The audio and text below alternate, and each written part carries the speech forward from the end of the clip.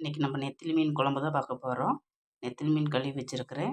ஒரு தக்காளியும் புளியும் கரைச்சி வச்சுருக்கிறேன். அது மசாலா சேர்த்துக்கலாம். மல்லித்தூள் 1 ஸ்பூன், குழம்பு மிளகாய்த்தூள் 1 ஸ்பூன், கொஞ்சம் உப்பு கொஞ்சம் சேர்த்து கலக்கிக்கலாம். அதுக்கு தாளிக்கிறதுக்கு வெங்காயம், பூண்டு, பச்சை மிளகாய், கருவேப்பிலை எடுத்து வச்சுருக்கேன். இப்போ ஆயில் ஊற்றிக்கலாம். இன்றைக்கி தேங்காய் தான் எடுத்துருக்கிறேன். ஆயில் காய்ஞ்சதும் கடுகு, சீரகம், வெந்தயம் சேர்த்துக்கலாம். வெங்காயம், பச்சை மிளகாய், பூண்டு சேர்த்து வதக்கலாம். இப்போ இஞ்சி பூண்டு பேஸ்ட் சேர்த்துக்கலாம். அரைச்சி வச்ச மசாலாவை சேர்த்துக்கலாம்.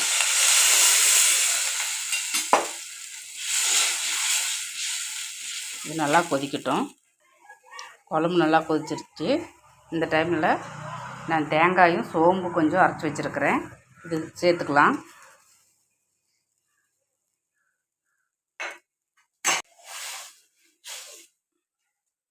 இன்னும் கொஞ்சம் குழம்பு கொதிக்கட்டும். குழம்பு நல்லா கொதிச்சிருச்சு. இப்போ நம்ம மீனை போட்டுக்கலாம். ஏன்னா இது கரைஞ்சிரும். இதில் இருக்கிற ஹீட்டுக்கே மீன் நல்லா வெந்துடும். நெத்திலி மீன் குழம்பு ரெடி ஆயிடுச்சு. இந்த மாதிரி செஞ்சு பாருங்கள், சூப்பராக இருக்கும்.